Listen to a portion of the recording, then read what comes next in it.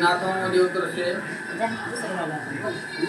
नालेगाव कुंभार गल्ली नगर तुम्हाला वास्तू शांतीसाठी जे आपण वास्तू पुरुष त्या गॅसच्या वाटेच्या खाली थोडासा असं पुरून ठेवावा लागतो. त्याच्यासाठी एक तो अशी गोल पिटी आणि त्याला झाकण मी ते असं करून दाखवतो.